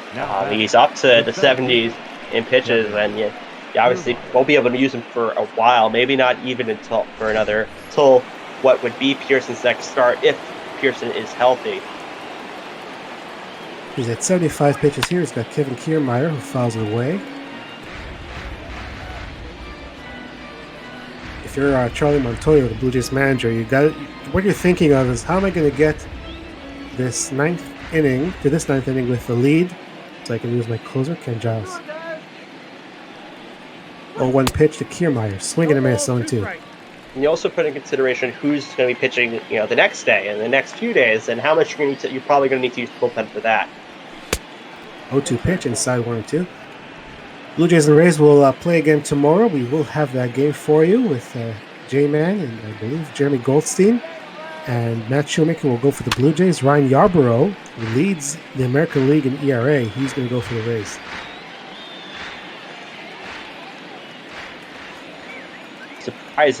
Surprising person this year. Yeah. Here's the 1-2 to Kiermaier. Strike 3 called. Kiermaier caught looking, and that will end the 6th inning. Baraki was given the lead. Gave up 1 hit, but other than that, a couple of strikeouts. It has a nice inning. That may be it for him. We shall see. It's definitely it for Charlie Morton, as Trevor Richards will come on for the Rays here. And Baraki, assuming nothing big changes in this game, I think he's going to get player of the game, but we'll see what happens at the end. A lot can change, so we're only about 2/3 of the way through the game. So Morton only able to go 5 innings today. He gives up 4 runs. And now Trevor Richards, as we mentioned, he's going to face 7, 8, and 9 for the Blue Jays. Starting with Randall Grichuk. Takes a strike. The Rays, not the start you expected from Morton. He a little bit out of the ordinary. So hopefully they hope it doesn't become a trend for him. Outside. In his last start, he did not go deep in the game. He got no decision, but he was only able to go I have it written down. Just 4 innings and 5 today. So not going deep the last 2 starts. Thank you very much to whoever did the command there. Thank you, Special Effects. It is, you see there, next Toronto game will be tomorrow 3:45. J-Man and Jeremy Goldstein will have that. And the Blue Jays will go to Pittsburgh over the weekend, and we'll have at least 2 of 3 games in that series. As Grichuk swings and misses, and he's on the strikes. And Richards, obviously you want to try to keep him in, try to pitch Richards as long as you can, because you are down. You don't want to use your leverage relievers, your high leverage relievers. You kind of just want to get through this game, unless you do start scoring runs. Biggio takes a strike. More action for the Rays here in the bullpen. Chaz Rowe, Colin Poche are getting loose in the bullpen for Kevin Cash. Trevor Richards pitched for the Marlins in 2018 and 2019. Nope. He was low to Biggio, 1-1. And he was picked up by the Rays, along with Nick Anderson, who serves as the closer now for Tampa Bay, as Biggio lays off 2-1. And he has been a starter as well, just like Baraki, a starter who's in the bullpen, so he might be able to give several innings here, as Biggio is going to pop it up foul territory. Zunino has a long run, and it's going to go into the camera well. Huge foul territory for Blue Jays. Not the biggest, obviously. You got the Athletics, but it's just ridiculously huge. But a lot of space there. So if a pitch goes wild or there's a error at the throw, it could make for a little bit of an abnormal result. 2-2 pitch, swing and a miss. Back-to-back strikeouts for Trevor Richards coming into the game. Yeah, not quite Oakland style here, but quite a bit of foul territory. Number 9. Seems like the stadium's a little bit designed differently from other stadiums. Just how the stands looks, where it's right on top of each other instead of layered or so that one's not on top of the other. But it's Jansen gets a hold of that one. That's going to be off the glove of Renfroe, so it'll be a 2-out single. Yeah, for the Rogers Center, it used to be a multi-purpose stadium. We used to have the Toronto Argonauts of the Canadian Football League play there. So it would be converted to a football stadium at times. The Argonauts have since moved away. As Bichette gets a hold of that one, but that will stay in the yard. Easy play for Renfroe. So, no runs, 1 hit. Blue Jays still lead 4-1 as we go to the 7th. And with the Raiders moving to Vegas, I believe there are no stadiums right now where it's multi-purpose for baseball and football. Some are used for baseball and other sports like soccer or something like that, but no other ones used for football at all, like the Toronto used to be used and the Coliseum used to be used. Well, we go to the top of the 7th, a couple of changes. One is a change on the mound. Jordan Romano, the local kid from Markham, Ontario, not too far from where I live. He's on the mound for the Blue Jays. And in the broadcast booth is none other than the best organist on the planet, Shark Shavery. How you doing, my friend? Oh, that's high praise. I'm not doing too bad. I hope you enjoyed the O Canada rendition we did at the beginning of the broadcast. Absolutely. I loved it. Thank you so much for that. Yeah, it's great. Mike Zunino is the first batter Romano will face. Outside 2-0. Blue Jays leading at 4-1, hoping to even the series at a game apiece. As Zunino takes another ball low, 3-0. Showing the age of the game, kind of how the organ is associated with baseball, but it's kind of you love hearing it. It's just a beautiful sound. 3-0 pitch right down the middle for a strike. Romano was drafted by the Blue Jays, and then before the start of last year, he was taking the Rule 5 draft pick by the White Sox, who immediately traded him to the Texas Rangers. As you know, Michael, guys who are Rule 5 draft picks have to be on the roster the entire year, as Zunino thought he had a walk, but it was called a strike. And Romano did pitch in spring for the Rangers, but he didn't stick, so the Rangers sent him back to the Blue Jays. We're very happy to take him back, and they hope he can be a back into the bullpen arm for them. As Zunino lays off, and it's a leadoff walk. Yeah, and I forget what pitcher is. It's off the top of my head, I believe it's CC, but that was taken in a Rule 5 draft and kind of just stashed there for a while because of the fact that he was kind of too young, but he had the talent and the potential. Yeah, I know there's one good pitcher. It may not be CC, but I know there's one pitcher that went. But most do get sent back because it is a roster spot, and roster spots are very valuable in these days. Willie Adames takes it outside. Blue Jays had a Rule 5 draft pick pitcher last year, Elvis Luciano, who's now back in the minors. And you see it is very hard to keep them on the roster the entire year because they usually make the jump from Double-A or Single-A right to the majors, and it's a huge jump in the level of competition. They don't always make it as Adames fouls it away. So it's a very tough thing to do because you know you have a lot of potential in that arm, but you know that they're not quite ready for the majors, but you have to keep them on the roster if you want to keep them in your system. Yeah, usually they are the top level prospects. Usually it's mid level, unless you got a team with a stacked farm system like the Padres did, the Blue Jays did, where you could end up giving up someone that is a relatively high prospect. It's always a risk, yeah, when you either leave players exposed or you pick someone up in the Rule 5, as that's it for start 2-2. The Giants also picked up a Rule 5 pitcher from the Blue Jays last year, and they too ended up sending him back, although he did make some major league appearances for them. 2-2 pitch. High, full count. Brandon Lau will be next. And Amanda will try to get things together here. Full count pitch to Adames. Is swung on and missed for strike 3. Looks like he helped him out there a little bit, Michael. Yeah, obviously chasing.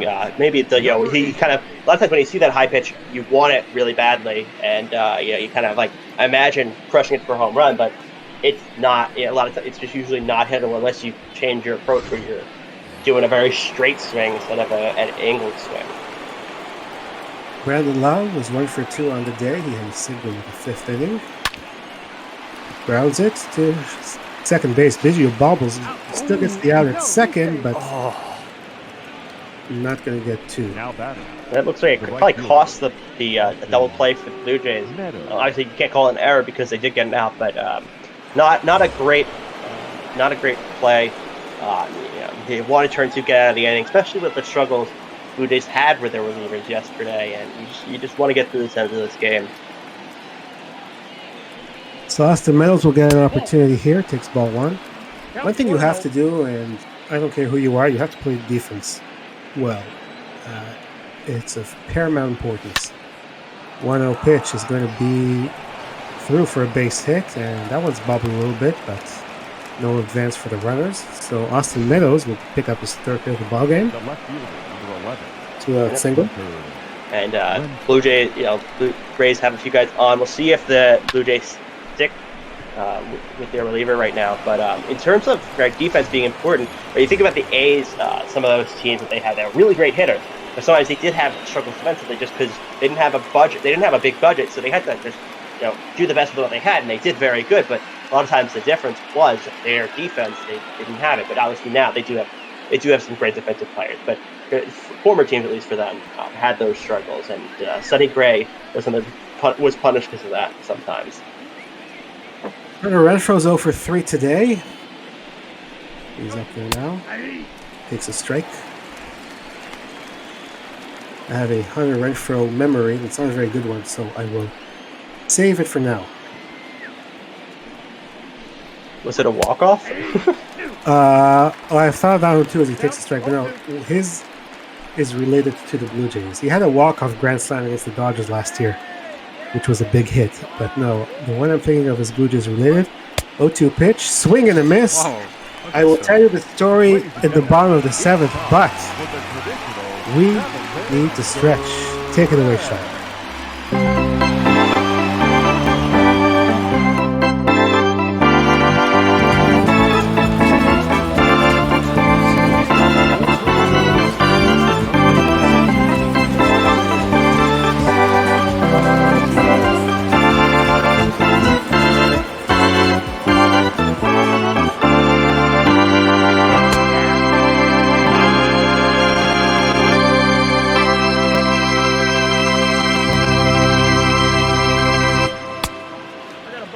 That sound. Beautiful as always. Thank you so much, Shark Shaver.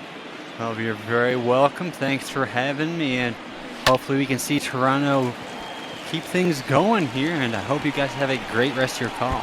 Thank you very much, Shark. And here's Vladimir Guerrero Jr. leading off this inning with a leadoff double. His 19th of the year. So the Hunter Retro story that I didn't want to say because he had a chance to tie the game is last year he was with the San Diego Padres, as we mentioned. Padres were in town for a 3-game series.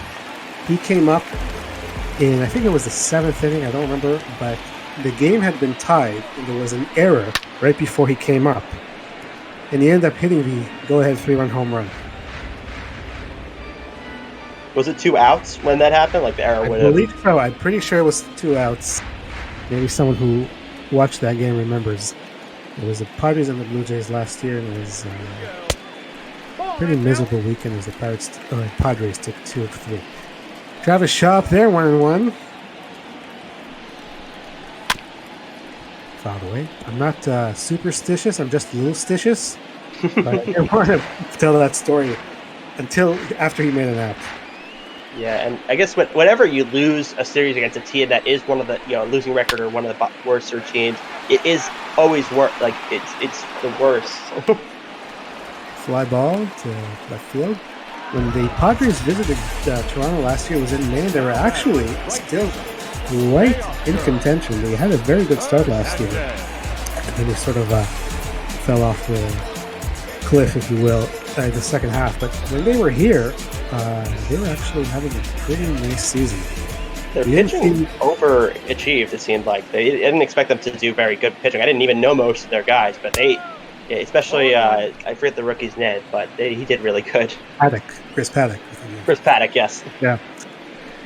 So, yeah, they had a good first half and not so good in the second, as Jasper Hernandez is down 0-2. But we didn't see Tatis Jr. when the Padres were in town because he was injured. Kind of disappointing for me because I went to see him pitch here. And Paddock was supposed to start a game in that series and ended up being pushed back because of an injury. So we didn't see him either. As the pitch is swung on and missed. And quickly 2 outs for Richards after the double. He's doing a nice job, kind of clean up duty, at least for now. They're not going to try to waste a lot of relievers in the 3-run game. You got a game tomorrow, and you want to have your high leverage guys stay for that in maybe a more winnable situation. Rowdy Tellez takes it outside. Tellez had a single, and he advanced to second on that throwing error made in left field. He's got a couple of RBIs in the ball game today. Guerrero is at second after the leadoff double. And the pitch to Rowdy is outside, 2-0. The game you don't want to lose is the Rays. You're obviously going to have to fight for the division, and you're not facing an amazing. You're not facing a team where you expect to win the series. So now they have another game where you you really want to win the series because losing a series against the Blue Jays is going to be, it's going to be very demoralizing. Rowdy Tellez crushes that one to right field. Forget it. That is way gone. It's a 2-run home run, and now it's a 6-run Blue Jays lead. Just left it up there, and Tellez obviously took advantage of that. Smashed the ball, almost got into the second deck, hit the bottom of the second deck and bounced down, but not what you want there for the Rays. Now the game is even more out of reach, and you have to have a big offensive surge to even get close in this one. Huge hit there. 3-run game, still a safe situation in the 8th and 9th. Now Charlie Montoya may think about something different, and we see that absolutely demolished pitch, 389 feet right out in the ballpark. And you can't. The only way you can catch that is if you put your outfielders in the seats. As Gurriel takes a strike. Yeah, that one you kind of knew was gone. Unlike the DS1, it was close, could have been off the wall, but just made it. This one, you knew off the bat, that was just crushed. 0-1 is in for a strike, 0-2. 6-1 Blue Jays here in the 7th. 0-2 pitch. That one's hit pretty well, but that's going to stay in the yard. Meadows has a play. And that will end the inning by Rowdy Tellez. Let's get a look at that majestic blast, which makes it a 5-run game to go to the 8th. Lost in the lights. That's when you know it's going to be hit very, very far. As we go to the top of the 8th, Jordan Romano is going to stay on. Had the game still been a 3-run game, we probably would have seen Anthony Bass come in. He's been the setup man for the Blue Jays, but I think if Romano can keep getting outs and not getting into too much trouble, he can stay in another inning as he deals a strike to Choi. For the Rays here, you just want to start stringing hits together. You can't obviously tie the game with one hit, but put pressure on the Jays. 1 ball, 1 strike. Inside 1-1. There's some action in the bullpen. Thomas Pannone, Wilmer Font, both pitched in the game last night. They're up in the pen. The 1-1 pitch is low. 2-1 to G-Man Choi, native of South Korea. Played a little bit with the Angels, the Yankees, the Brewers, now with the Rays. Swings and fouls it off. 2-2. And with the deficit being 5 runs, you can see possibly the umpire expanding the strike zone a little bit, just because it isn't that close. But it's not blowout enough where it's going to be way outside and still called a strike. See a full count to Choi and Tsutsugo waiting on deck. He would face a righty once again unless they go to Pannone in the bullpen. Full count to Choi, fouled away.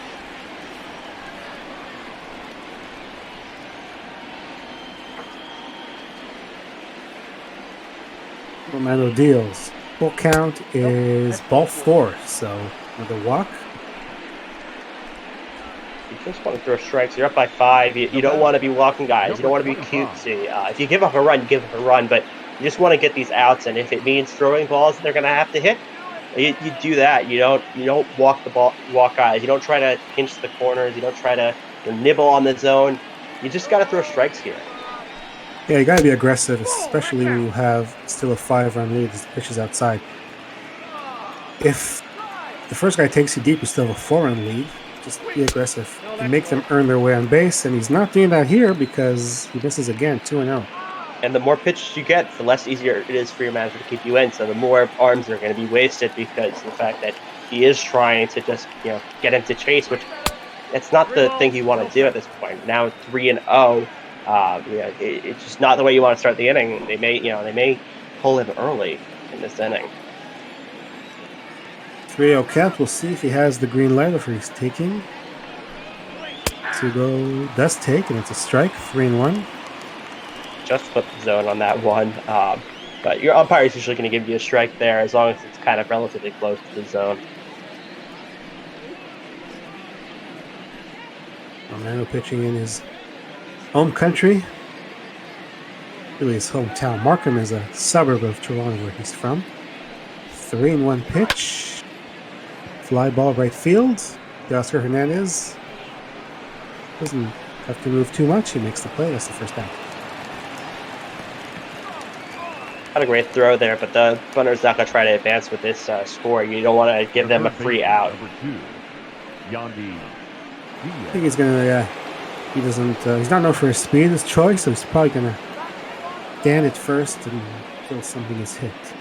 Yandy Diaz is 2 for 2 on the day, and he's also walked his first time up. Then he hit that solo home run, singled his last time up. Goes after it, that's going to be a through for a base hit, so he's got another hit, and they try to get Choi at second, but he's in safely.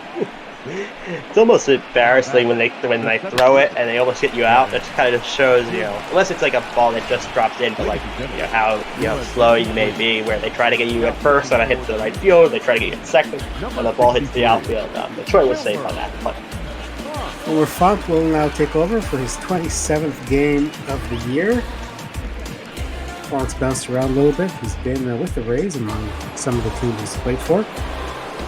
He was picked up by the Blue Jays last year, and he made a lot of starts as an opener, which is a concept that was invented by the Rays. But now that the Blue Jays have 5 starters in the rotation, Font is in the bullpen, and he's going to try to get out of this jam here. 2-1, 1 out. Kiermaier goes after it. Fly ball right field. Going back is Hernandez, and he has a play. Choi will tag up and go to third. That one was deep enough, but that's the second out. Yeah, and really before the opener, you'd have teams bullpen it, but that was usually when the pitcher got injured last minute or just don't have it, someone's getting injured.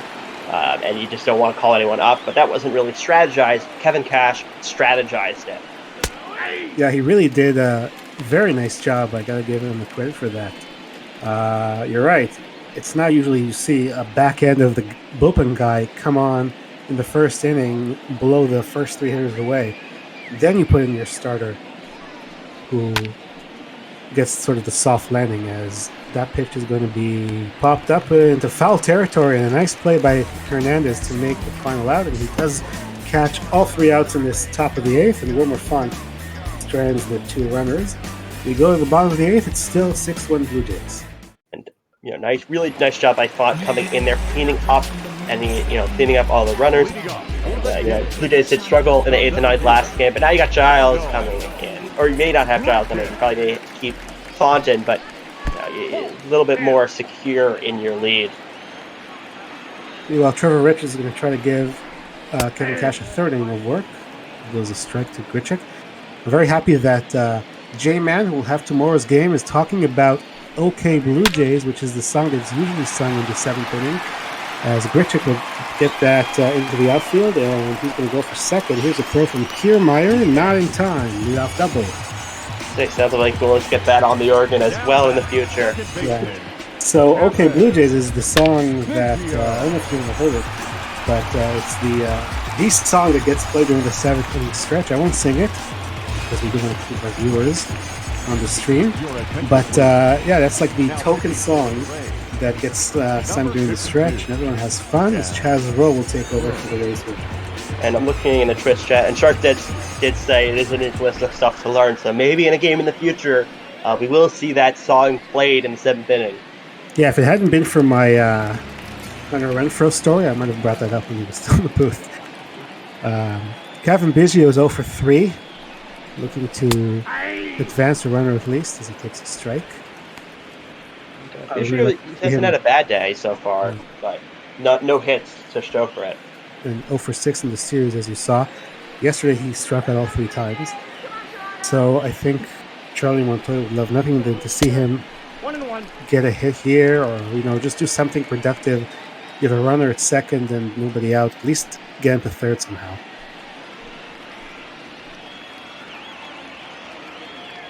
One on count of on Biggio as he fouls it away. Biggio has had a few long at-bats this game, especially against Gordon, so he has worked the count so far. Maybe he'll do that against Rowe as well and see if he can succeed this time. 1-2 pitch, inside 2-2.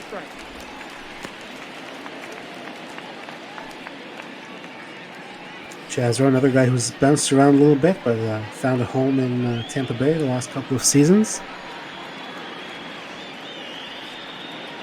2-2 pitch. Comes in, inside, full count. And Rowe, one of the key relievers for the Rays last year, so he may have found his place finally. Full count. It is fouled away. Biggio stays alive.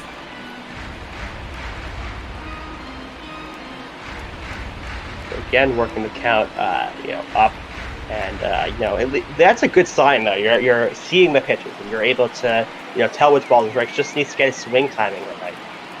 He was so good at that last year. Full count pitch, fly ball, right field. That's hit deep. Going back, Meadows on the run, and he's going to make the play, but Grichuk will go to 2nd.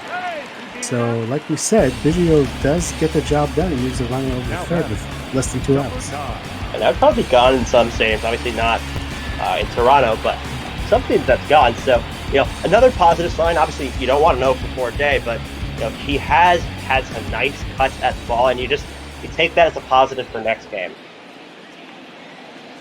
A couple of flyouts that were hit pretty well for him. As Danny Jansen's had a nice day. He has a couple of hits, double and single. Chaz Rowe misses outside. That's more. I mean, that's definitely more than you even want from a 9th hitter. I mean, he's just had a great game, and 9th hitter you maybe hope for 1 hit, but he's had 2 hits. He's had some hits that have been key for the Blue Jays this game.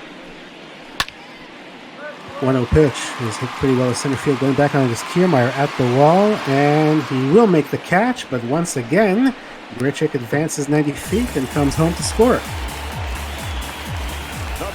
11. sack fly for Shortstop. Danny Jansen. Oh.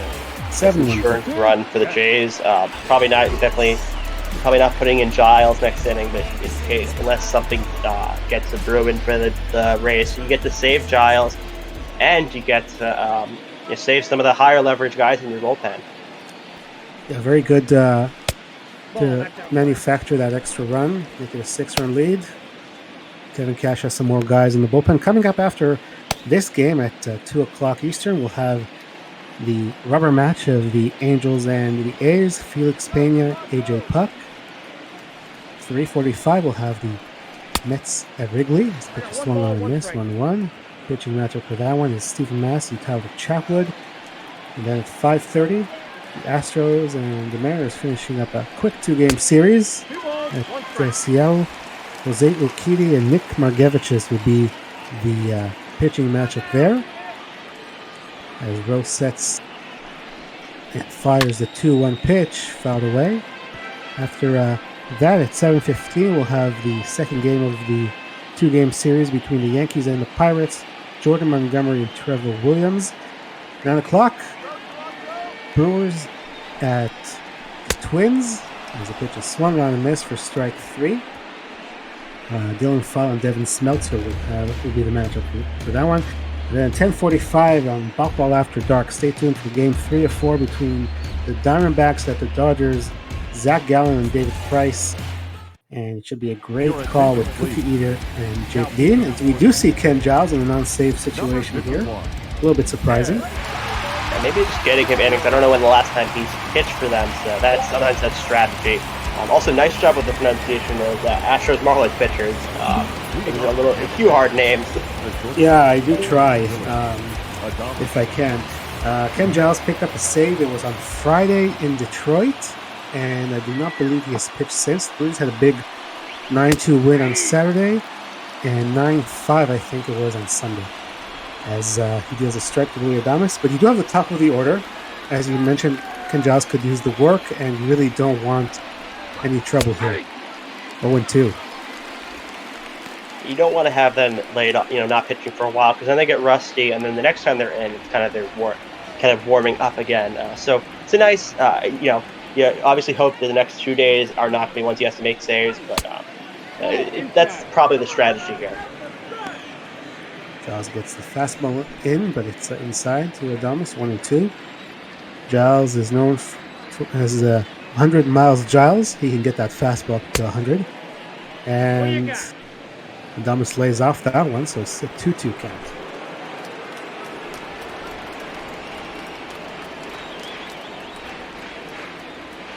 Two-two pitch to Adames. Swing and a miss. 1 out here in the top of the 9th. Giles experiencing a little bit of a resurgence in Toronto. He struggled a little bit with the Astros, the season that he got traded, but he's becoming consistent, one of the better closers in the league for the Blue Jays, and I'm sure they're happy to have him on the team. Yeah, I had a couple of run-ins with AJ Hinch, the former Astros manager, but he came to Toronto, and John Gibbons told him, you know what, whatever happened in Houston, I don't care about. You're my closer. Go out there, get it done, and he did. As the pitch to Lau is outside. I think it's huge to show that confidence in a player. To just forget what happened before. That was Houston. Now you're in Toronto. It's a new page for him. And just sometimes change the scenery works. It's not even always like, the coaches, but somebody just, I had struggles here, and now that's all away because now I'm not there anymore. And now I could go back to doing what I did when I was successful. 1-1 is inside. 2-1. There is a lot to say about confidence in Major League Baseball. Even for veterans who've been around 10, 15, 20 years, whatever, once you don't have that confidence, it's going to be tough to be successful. Think of someone like Chris Davis, for example. I mean, he's just no confidence right now. 2-1 pitch on the ground. Shaw backstab, and he fires over to first, and that's the second out. And Tampa Bay. The Rays are down to their final out of the day. Austin Meadows. Overall, just really, Toronto's got to be very happy with this result. If you lose your pitcher, you hope he's not injured for long, but you know, you had to bullpen this game, and you successfully did it, like really successfully. And he's obviously not going to be very happy. You had your best guy, one of your best guys pitching, and gave up 7 runs. They do have a pretty good guy going tomorrow, the guy who leads the American League in ERA, Ryan Yarbrough. As we mentioned, that game will be at 3:45. As Austin Meadows takes outside, and he has a 2-0 count. See, who would have thought before this year, Ryan Yarbrough, Cy Young front runner. I don't think anyone. We talked about the opener. He used to be the guy coming in after the opener, as Meadows takes a strike, 2-1. Yeah, and Yanni Chirinos did that last year as well, and then he was pitching so well, they put him into the game. He pitched pretty good last year. Yeah, I think all 5 of the guys they have had solid years. 2-1 pitch, fouled away, 2-2. Rays are down to their final strike as the crowd gets on its feet at the Rogers Center as we look to a rubber match tomorrow. 2-2 pitch. Giles sets, fires, swung on and missed, strike 3. And that is your ball game. Blue Jays even up the series. They take this one by a score of 7-1. And as we mentioned, Matt Shoemaker and Ryan Yarbrough, the pitching matchup tomorrow, will be the rubber game of the series. Expect Barucki to win Player of the Game, but we'll see what they do. You never know who they get Player of the Game with. Toronto did score a lot of runs, but Barucki did hold it down after Pearson got hurt. Yeah, Barucki, as we see him there celebrating, he's going to pick up the win. He did absolutely an amazing job as far as I'm concerned. He came in, as we mentioned, probably not prepared at all to come in so early. Gave up that 1 home run, but other than that, he was lights out. And Rowdy Tellez, who is a good player of the game, will pick it up. With all that offense that the Blue Jays had. So we go 2 for 4 with a home run, 4 RBI. Excellent day for Rowdy today. So we can't really argue with that decision either, I think. No, he had a great game. Obviously, that 3-run home run came late, but that definitely put the game out of reach for the Rays. So I get, Barucki, still, I'd say if they had a second player of the game, I'd give it to him. But just a great overall day for the Blue Jays. As we see the highlight reel with Yandy Diaz making it 1-0 in the top of the 4th. That was the only offense the Rays had today. Yeah, half the time with Morton pitching, you thought that would be a crusher. But then in the bottom of the 5th, the Blue Jays started getting to Charlie Morton, as you see Bichette with the single there, and Kiermaier almost had to play the plate. Then Travis Shaw gave the Blue Jays the lead with that RBI single. Long single there. And then just kept going. Rowdy Tellez with that single, and the E7 charged to Hunter Renfroe. He got 2 RBIs on that, and then we'll see. Or maybe we won't see. I kind of want to see the getting thrown away. Gurriel Jr. had the single, but he did not get an RBI because that was when Kevin Kiermaier fired a strike to the plate and got Rowdy out by plenty. Yeah, you see it. And a big reason the result was the score it was just the Blue Jays came in with runners in scoring position. Rays had 8 hits. You only get 1 run. That's not really expected when you get all that offensive production. So that was just the key. Hitting with runners in scoring position, something the Blue Jays had struggled with, but they did great with that in this game. There's the Hunter Renfroe when he was the tying run at the plate, striking out on the slider from Romano. Showed me to that story about him. Rowdy Tellez with that 2-run home run, his 3rd and 4th RBI of the game, made it 6-1. And then, of course, the sacrificed fly in the bottom of the 8th, off the bat of Danny Jansen, made it 8-1. And that was all the offense the Blue Jays would need to even the series that are going to apiece and pick up just their 2nd win against the Rays this year in 8 tries. There's Grichuk. And you see the ball wasn't even close to the catcher when he came in to score. And then Ken Giles, not in a safe situation, but we needed someone to lock this down. You had the top of the order coming up, getting Meadows. So Ryan Barucki will pick up the win, just his 2nd, and Charlie Morton will pick up just his 2nd loss of the year, going 5 innings, 10 hits. I didn't even realize it was that many, but yeah, in succession there for a while. And then The 4 earned runs, 5 strikeouts, no walks, which is a good thing. But at the end of the day, he picked up the loss. As we see the box scores here. Very nice day for Yandy Diaz with 3 hits and a walk. He was perfect. Lots of strikeouts, though. 14 strikeouts by the Blue Jays on the day, which is it's not very good for the Rays. And the Blue Jays only struck out 9 times, so that's that's not something you usually expect. You would have expected the opposite in the box score. It's almost the exact opposite. Yesterday the Rays won 7-2. Today the Blue Jays win 7-1. And we'll see what tomorrow brings. We are almost ready to get going with the Angels and the A's. Aiden Blank and Matthias are with us. How are you guys doing today? Doing good. How are you? We're doing very well. I'm always happy when the Blue Jays win, so I'm doing good. So you guys have an interesting rubber match today with AJ Puck, Felix Pena going for the Angels and the A's today. What are you looking forward in your game? Well, it's going to be a lot of hitting today. I think we got a pretty good warm-up taste with that. Toronto putting up 14 hits and 7 runs, and Tampa Bay not being able to respond. We're going to be seeing a lot of that between the Angels and the Athletics. Yeah, I do expect that. A couple of teams that can hit very well. And for the Angels, it's a huge game because of where they are in the standings in the American League West. Absolutely. You look at that division, and it is wide open. It is the only division where you can genuinely look at it, and everyone has an opportunity to jump into first in the next couple of weeks. You can see it right there on your screen. 5 games back for the Angels. They're at 500. And we'll see how it goes for them. Michael, any final thoughts before we hand it over to these fine gentlemen who will continue the day for us today? Yeah, I mean, coming in, this wasn't, we expected one team to score a lot. We expected it to be the Rays. It's kind of just a big reversal by the Blue Jays, and a nice win for momentum. Just almost every player could say, I have this improvement to my hitting, and that was some struggle they had all this year. So, they hope they can build up the momentum and maybe make a run here. They're still not, still around 500, so they can still make a run here to get in contention. The league is still a lot of games to go. The Rays, obviously, disappointing result. You hope Morgan can get it back together, but at least if it doesn't happen, you have a lot of good other starting pitchers. Is it possible to see what happened with Nate Pearson, or is that something? He got a black eye, it looks like, so I think he's going to be back for next game. I don't think a black eye is enough to keep him out of a game.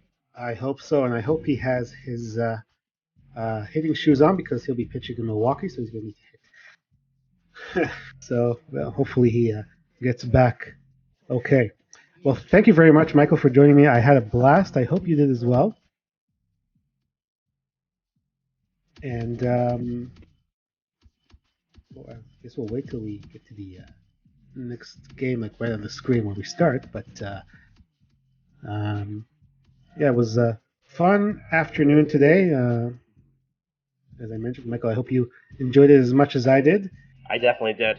All right, we'll have to do it again sometime. And we will, I guess, sign off as we head on to the next game. It will be the Angels and the A's. For Michael, I'm Evie from Toronto. Hope you have a great rest of your day. And Aiden and Matthias, take it away.